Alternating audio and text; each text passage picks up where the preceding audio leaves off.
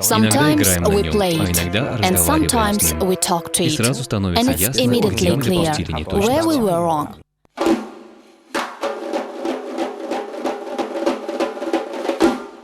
Masters usually don't display it. It's a secret process.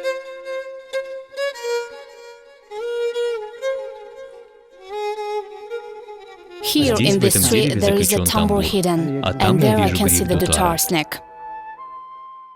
The masters of musical instruments and musicians are a great fellowship of those who keep national traditions.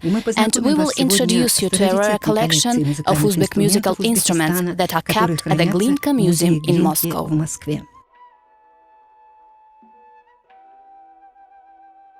The Glinka Museum is the biggest global center of musical culture. Specialists claim that it has no analogues. Nearly 1 million exhibits are kept at the museum nowadays. These are manuscripts and musical notations, music scores and sound recordings, rare old photos and musical instruments. A historical collection of Uzbek musical instruments takes a special place in this variety of unique exhibits. This is an extremely interesting collection. When we see our visitors, their interest is in exploring these instruments that have not only interesting tone qualities, but some special sounding as well. And moreover, they are often real masterpieces. You can see that these instruments are not standard. Each instrument is made with love, with heart, and it's handmade only. You will never find two identical sounds in this collection. This rich legacy started being collected approximately when the museum was established, and the Glinka Museum is now more than 100 years old. The earliest collection that we got, and one of the most precious, is the collection of musical instruments of the 19th century by August A. Horn. This professional violinist of German origin spent 13 years in Turkestan. From 1870 to 1883, he served as a bandmaster, conductor of the Russian orchestra. During those 13 years, he had been collecting musical instruments, recording music, and taking pictures of old singers and musicians. This is an absolute rarity of the museum. Unfortunately, there are no photos of August A. Horn, only a note in the documents of Yekaterinburg Council upon his coming back from the Central Asia. It's written that, I quote, "He is 42 years old. He is a bachelor, has brown eyes, regular features and dark hair." Much later, a prominent Soviet music expert, Viktor Mikhailovich Belyaev, gave the museum his huge find consisting of 10,000 items. Among them, we found a journal of August A. Horn, these photos and the documents about his life in Turkestan.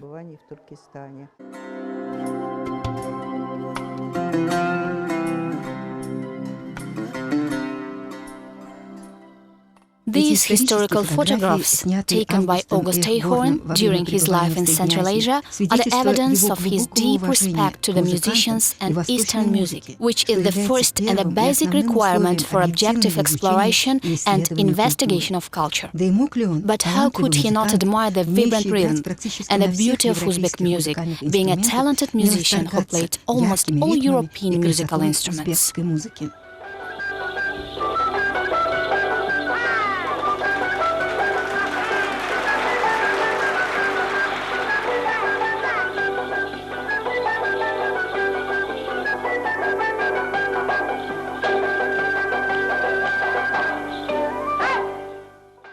August A. Horn found instruments for his collection in various Turkestan towns, Tashkent, Toytuba, Bukhara, and the towns of Fergana Valley.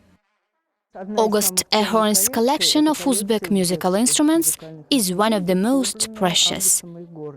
We are proud that this collection was given to the funds of the Moscow Conservatory in the year 1890. In the journals of August A. Horn, there is information on where and from who he purchased these unique instruments. from a wandering musician from Kabulistan, from one Bukhar court musician, a rare item from Kashgar. This is a classical dutar. August Horn mentions that he bought it from a noble young woman in Tashkent. It's amazing how in the second half of the 19th century, a German from Saxony had an opportunity to communicate with musicians in the female part of the house, Ichkari. So, the dutar is decorated in a traditional manner, encrusted with ornamented white bone. Dutar, which means two strings, is absolutely the same as its analogues that were made in earlier centuries. The dutar is our main Uzbek instrument. It was played at home and on stage by men and women. It's the most traditional and favorite Uzbek instrument. You know, a dutar is usually made from mulberry tree, but for the neck they use apricot tree or nutwood and decorate it with mother of pearl. Masters say that it's one string sings and the other dances. One has to have a sense of absolute pitch to define its tonality. But the true beauty of a dutar soundings was seen in a mysterious connection between the mulberry tree and silk strings.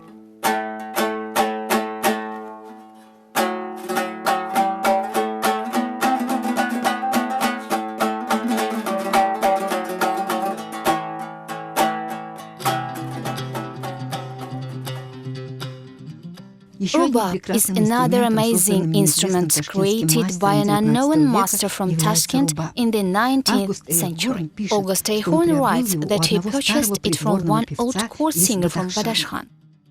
Then the collector mentions that dutar and rubab were favorite instruments of Mohammedan women.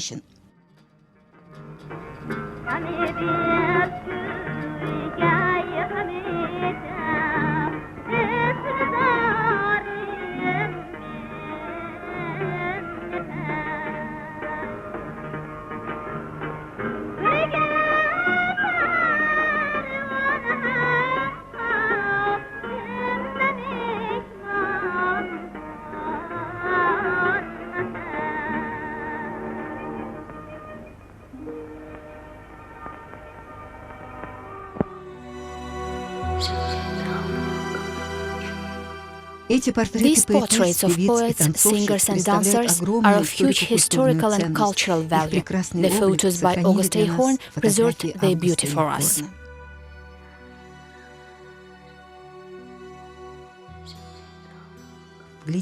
Look into their noble and exalted faces. They evidently took higher positions in the society of that time, though their names are still unknown.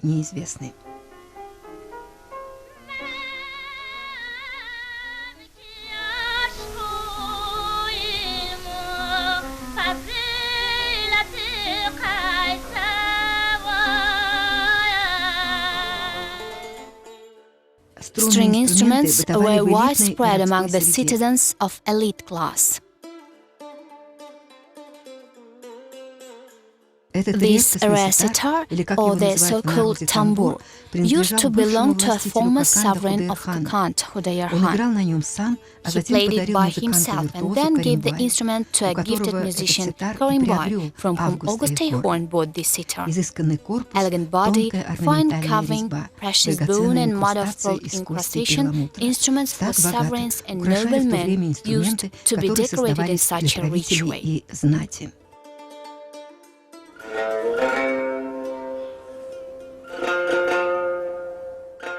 Historical videos show us a unique manner of playing Uzbek classical music on tambour by an unmatched virtuoso, Turgan Alimatov.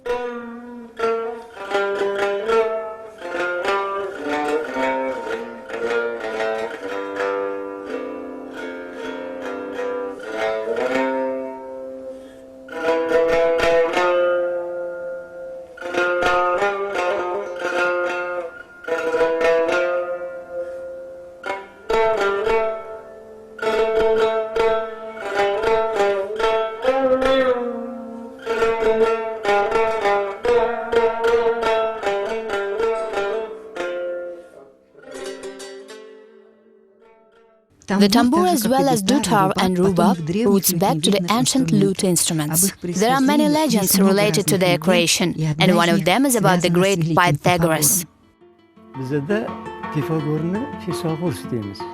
Pythagoras was called Pisovus in the East, so they say that once, having a walk in the fields, he heard whistling. He followed the sound and saw a total shell on a small hill. As the wind blew through the shell, the tune was born. He took the total shell with him. It was a resonator. But it's amazing that many scientists and music specialists relate this ancient legend to the creation of musical instruments.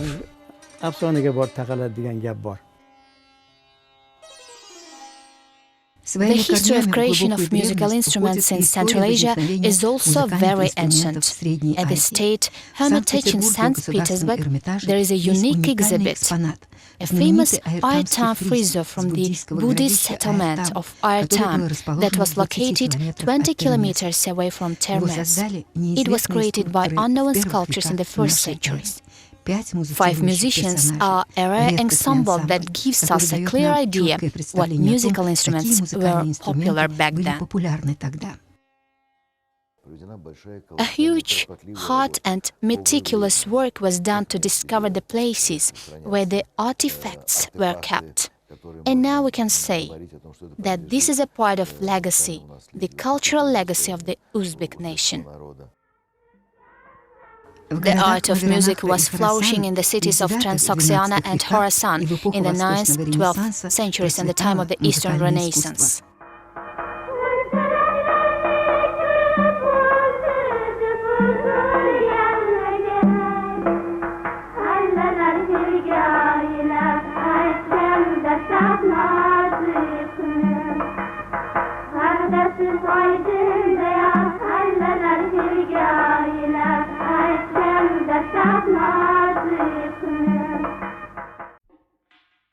A horns collection provides us a full idea of not only traditional musical instruments in Central Asia.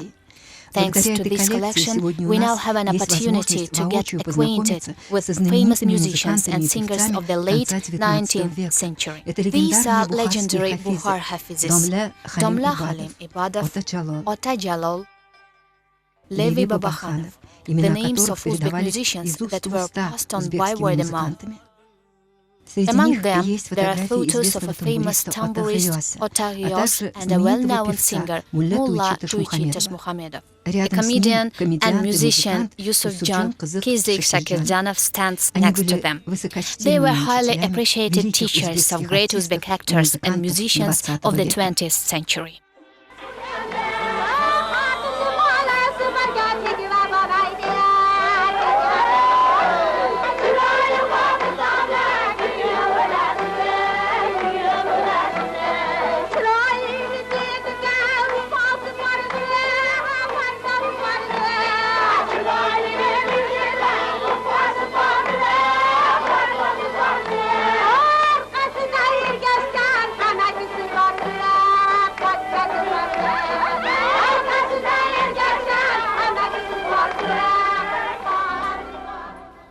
August Horn also photographed the master of musical instruments, Usta Tahir. Maybe one of these nameless instruments was made by him. Before this collection, August Horn bought the so-called first collection, which has an almost detective story.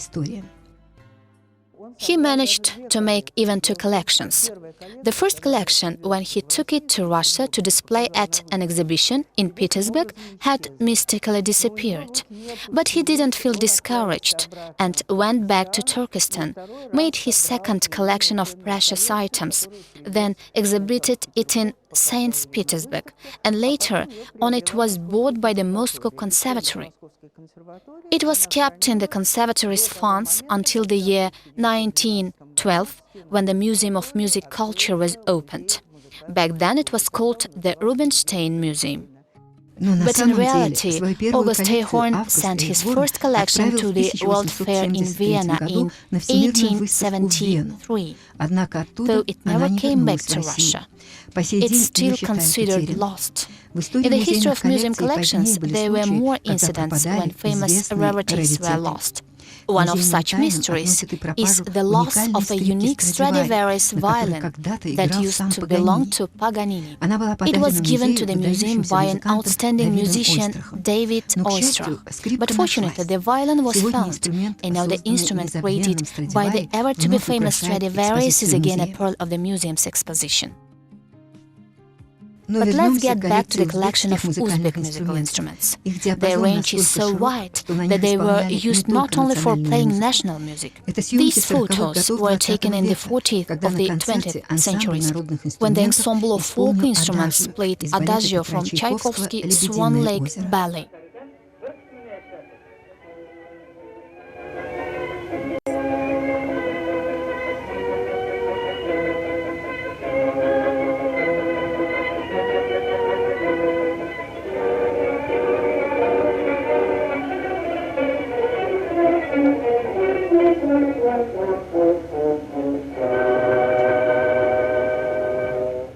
Instruments for the ensemble were made by the outstanding master of musical instruments, Usto Usman Zufar. Together with classical traditional instruments, the Glinka Museum's collection includes experimental dutars, gijaks and rubabs are made by Usto Usman. He was an innovator. He looked for original constructive forms. In late 30s, he created a new instrument, sato. It remains extremely popular even now.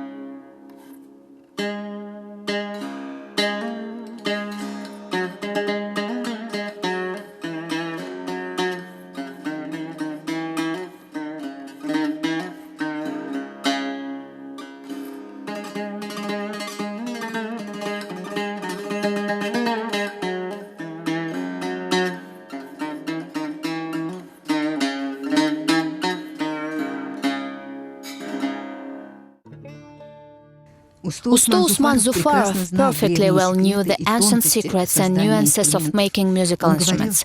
He used to say that beautifully sounding instruments can be made only from the trees that give sweet fruits. It's also important how old the tree is. Its age shouldn't be less than 50 years. Just like a person who becomes wiser with the years, the tree gets stronger and noble.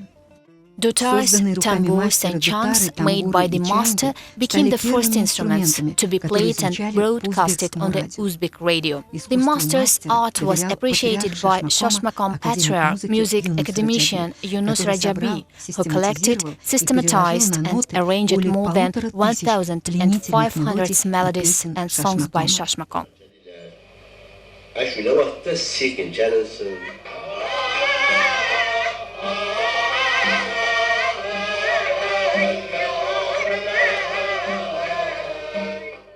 He often visited the studio of Usto Usman, with whom he remained friends during all his life. Musicians say that many instruments created by Usto Usman have such sound characteristics that can be considered real masterpieces. Though Usto Usman had made a huge number of dutars, tambours, rubabs and gijaks, they can't be bought in stores. They've become antiques. But very recently, music art fan asked me to restore the tambour made by Usto Usman. It's a unique tambour. And if this tambour was available for purchase now, how much would it cost? It's priceless. Even if you offer everything and anything, the owner wouldn't sell it. It's like a Stradivarius violin. The museum's collection also has a doira made by Usto Usman. True masters still keep how this ancient Eastern instrument is made a secret. Usto Usman's grandson, Abdukadir Alimov, is one of the best masters of making doiras.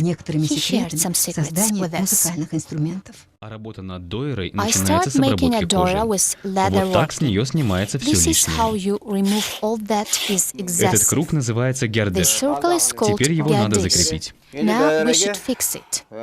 For this we Для need этого берется brass, латунь, так because как этот this металл metal нержавеет. never rusts. Но латунные But полоски the крепятся brass согласно brands ряду тех are отверстий, attached in которые имеют accordance свое with the line число. of those holes and their numbers. На Then гердеш gardish натягивается is coated with the обработанная leather. кожа. Но если But для if дойра for dora используется we кожа use быка, bull's то для leather, струнных then инструментов for мы string используем instruments we верхнюю use the оболочку upper сердца layer коровы. of cow's heart. Вот у меня в I'm руках такая holding оболочка. this very type of lyre. Мы всегда We просим, need чтобы it она to была be in цельной one и не piece and испорченной. undamaged. И вот This таким вот is how образом it's она stretched натягивается. to cover. Our film crew were lucky to visit the family home of Uzbekistan Zufarov and the great master studio that is maintained thanks to the efforts of his elder son, Murat Zufarov.